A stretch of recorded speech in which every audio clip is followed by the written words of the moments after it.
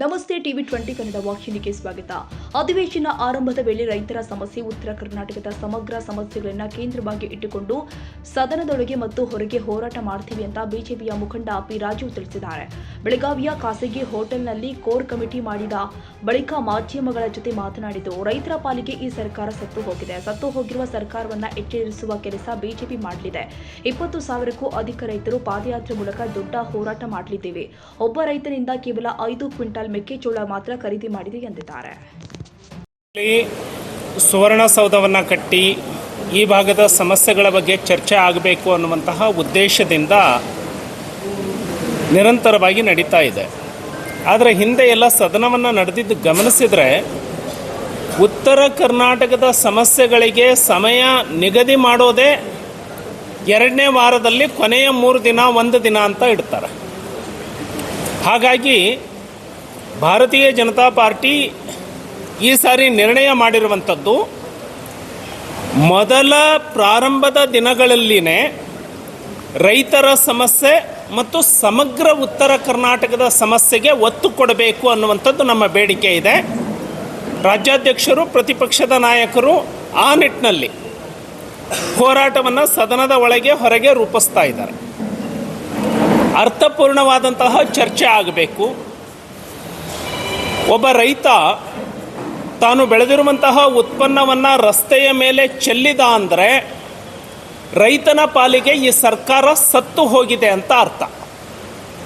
ಈ ಸತ್ತು ಹೋಗಿರುವಂತಹ ಸರ್ಕಾರವನ್ನು ಬಡಿದೆಬ್ಬಿಸುವಂತಹ ಕೆಲಸವನ್ನು ಭಾರತೀಯ ಜನತಾ ಪಕ್ಷ ಮಾಡ್ತಾ ಇದೆ. ಯಾವ ರೀತಿ? ಇಡೀ ರಾಜ್ಯದಿಂದ ಮತ್ತು ಈ ಸುತ್ತಮುತ್ತಲ ಜಿಲ್ಲೆಗಳಿಂದ 20,000ಕ್ಕಿಂತ ಹೆಚ್ಚು ಜನ ರೈತರು ನಾವು ಪಾದಯಾತ್ರೆಯ ಮೂಲಕ ರೈತರ ಬೇಡಿಕೆಗಳನ್ನು ಇಟ್ಕೊಂಡು ಹೋರಾಟವನ್ನು ಪ್ರಾರಂಭಿಸ್ತಾ ಇದ್ದೀವಿ. ಈ ಹೋರಾಟಕ್ಕೆ ಮಣಿದು ನೆಪ ಮಾತ್ರಕ್ಕೆ ಖರೀದಿ ಕೇಂದ್ರಗಳನ್ನು ತೆಗೆಯುವಂತಹ ಆದೇಶವನ್ನು ಈ ಸರ್ಕಾರ ಮಾಡಿದೆ. ಉದಾಹರಣೆಗೆ, ಮೆಕ್ಕೆಜೋಳವನ್ನು ಖರೀದಿ ಮಾಡ್ತೀವಿ ಅಂತೇಳಿ ಈ ಸರ್ಕಾರ ಯಾವಾಗ ನಿರ್ಣಯಕ್ಕೆ ಬಂದಿದೆ ಅಂದರೆ, ರಾಜ್ಯಾದ್ಯಂತ ಬಿಜೆಪಿ ಪಕ್ಷ ಕಾರ್ಯಕರ್ತರು ಹೋರಾಟಕ್ಕೆ ಇಳಿದಾಗ. ಆದರೆ ಅವರು ಮಾಡಿರೋ ಆದೇಶದಲ್ಲಿ ಎಷ್ಟು ನ್ಯೂನತೆಗಳು ಇದ್ದಾವೆ ಅಂದರೆ, ಒಬ್ಬ ರೈತನಿಂದ ಕೇವಲ 5 ಕ್ವಿಂಟಲ್ ಮಾತ್ರ ಖರೀದಿ ಮಾಡ್ತೀವಿ ಅನ್ನೋದು.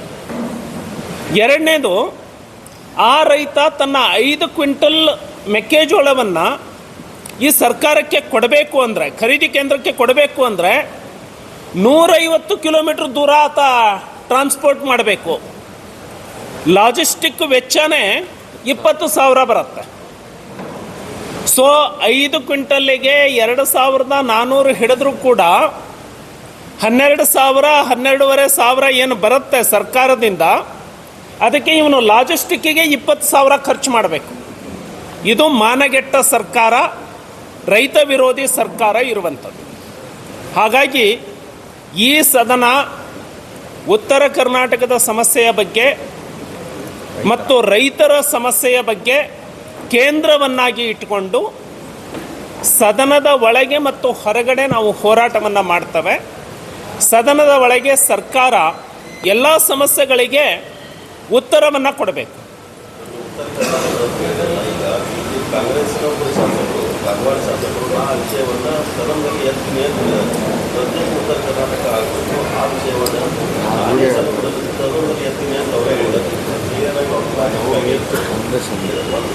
ಎರಡನೇದು, ಬೆಳಗಾವಿ ಜಿಲ್ಲೆಯಲ್ಲಿ ಜಿಲ್ಲಾ ವಿಭಜನೆ ಆಗಬೇಕು ಅನ್ನೋ ಬೇಡಿಕೆ. ಎರಡೂ ಬೇಡಿಕೆ ಬಗ್ಗೆ ನಿಮ್ಮ ಒಂದು, ಸನ್ಮಾನ್ಯ ರಾಜು ಕಾಗೆ ಅವರ ಹೇಳಿಕೆ ಅವರ ವೈಯಕ್ತಿಕವಾದ ಹೇಳಿಕೆ. ಆದರೆ ಆಡಳಿತ ಪಕ್ಷದ ಶಾಸಕರಾಗಿ ಅವರು ಆ ಹೇಳಿಕೆಯನ್ನು ಕೊಟ್ಟಿದ್ದಾರೆ ಅಂತ ಹೇಳಿದರೆ, ಇದಕ್ಕೆ ಮೊದಲು ನನಗೆ ಅನುದಾನ ಕೊಡಲಿಲ್ಲ ಅಂದರೆ ನಾನು ಆತ್ಮಹತ್ಯೆ ಮಾಡ್ಕೊಳ್ತೀನಿ ಅಂತ ಹೇಳಿ ಅದೇ ಶಾಸಕರು ಹೇಳಿದರು ಅಂತ ಹೇಳಿದರೆ, 3,300ಕ್ಕಿಂತ ಹೆಚ್ಚು ರೈತರು ಆತ್ಮಹತ್ಯೆ ಮಾಡ್ಕೊಂಡಿದ್ದಾರೆ ಅಂದರೆ, ಈ ಸರ್ಕಾರ ರೈತರ ಜೊತೆಗೆ ಯಾವ ರೀತಿ ನಡ್ಕೊಳ್ತಾ ಇದೆ, ತನ್ನ ಪಕ್ಷದ ಶಾಸಕರನ್ನ ಯಾವ ರೀತಿ ನಡೆಸ್ಕೊಳ್ತಾ ಇದೆ ಅಂತ.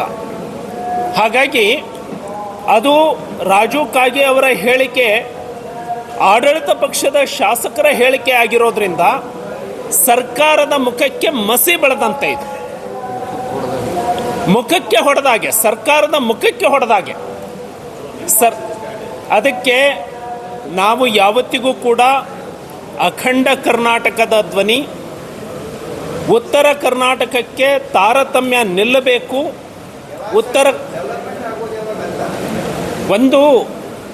ನಾನು ಸದನದ ಶಾಸಕನಾಗಿ ಒಳಗಿದ್ದಾಗ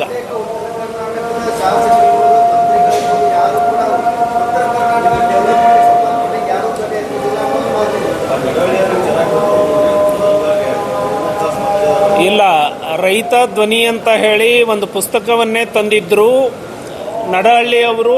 ಅವತ್ತು ಸರ್ಕಾರದ ಪಕ್ಷದಲ್ಲಿ ಇದ್ದಾಗಲೂ ಕೂಡ ತಾರತಮ್ಯ ಅನ್ನುವಂತಹ ಪುಸ್ತಕವನ್ನು ತಂದಿದ್ರು. ಸರ್ಕಾರದ ಒಳಗೆ ಇದ್ದಾಗ ನಡಹಳ್ಳಿಯವರು ಹೋರಾಟ ಮಾಡಿದರು. ನಡಹಳ್ಳಿಯವರಿಗೆ ಅರ್ಥ ಆಯಿತು ಕಾಂಗ್ರೆಸ್ನಿಂದ ಉತ್ತರ ಕರ್ನಾಟಕಕ್ಕೆ ನ್ಯಾಯ ಸಿಗಲ್ಲ ಅಂತ.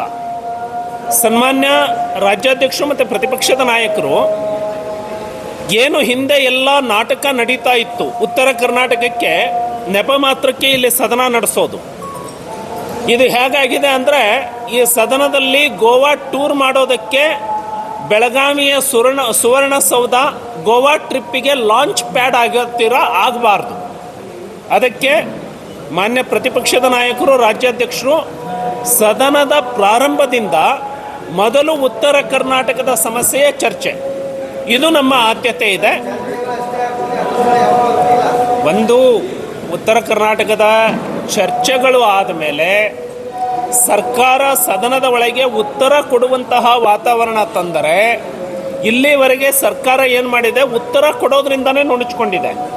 ನಮ್ಮ ಭಾರತೀಯ ಜನತಾ ಪಕ್ಷದ ಗುರಿ ಸಂಸದೀಯ ನಡವಳಿಗಳ ಅಡಿಯಲ್ಲಿ ಮಾನ್ಯ ಮುಖ್ಯಮಂತ್ರಿಗಳಿಂದ ಉತ್ತರ ಮತ್ತು ಸರ್ಕಾರದಿಂದ ಉತ್ತರವನ್ನು ಪಡೆದು ಅವರು ಕೊಟ್ಟಂತಹ ಉತ್ತರದ ಅನುಷ್ಠಾನದಲ್ಲಿ ವಿಳಂಬ ಅಥವಾ ನಿರ್ಲಕ್ಷ್ಯ ಆದರೆ ಹಕ್ಕುಚ್ಯುತಿಯನ್ನು ಮಂಡಿಸಲಿಕ್ಕೆ ನಮಗೆ ಅವಕಾಶ ಸಿಗುತ್ತೆ. ಸಂಸದೀಯ ವ್ಯವಸ್ಥೆ ಒಳಗೆ ನಾವು ಇದೇ ಥರ ಹೋಗಬೇಕಾಗತ್ತೆ. ಅದಕ್ಕೆ ಮೊದಲ ಆದ್ಯತೆಯನ್ನು ನಾವು ಕೊಟ್ಟಿದ್ದೇವೆ. ಧನ್ಯವಾದ.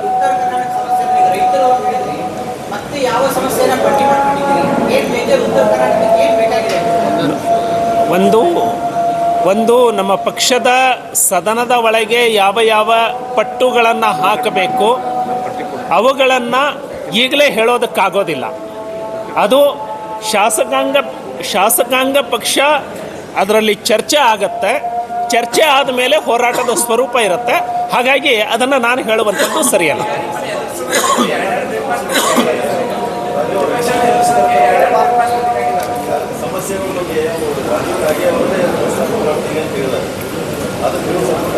ಮಾಡ್ತೀವಿ ಅಲ್ಲ, ಈ ಸರ್ಕಾರ ವಿಶ್ವಾಸ ಕಳೆದುಕೊಂಡಿದೆ ಅಂತ ಹೇಳಿ ಒಂದು ರೂಲಿಂಗ್ ಪಾರ್ಟಿಯ ಶಾಸಕ ಅಥವಾ ಸಚಿವ ಸರ್ಕಾರದ ವಿರುದ್ಧವಾಗಿ ಹೇಳ್ತಾ ಇದ್ದಾರೆ ಅಂದರೆ, ಪ್ರಜಾಪ್ರಭುತ್ವ ವ್ಯವಸ್ಥೆಯಲ್ಲಿ ಮಾನ ಮರ್ಯಾದೆ ಇರುವಂತಹ ಸರ್ಕಾರ ತನ್ನ ವಿಶ್ವಾಸವನ್ನು ಮೊದಲು ಪ್ರೂವ್ ಮಾಡ್ಕೊಳ್ಬೇಕಾಗತ್ತೆ.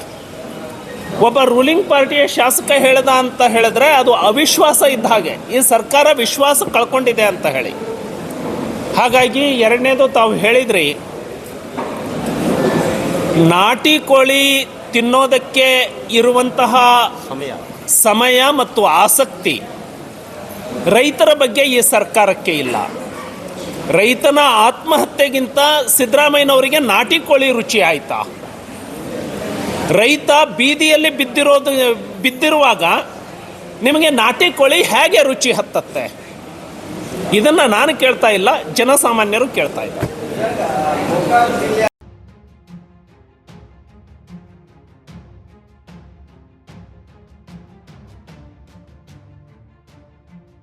ಕನ್ನಡಿಗರ ಮೆಚ್ಚಿನ ನಿಮ್ಮ TV20 ಕನ್ನಡ ವಾಹಿನಿ ಇದೀಗ ಟಿವಿಯಲ್ಲಿ ಲಭ್ಯ.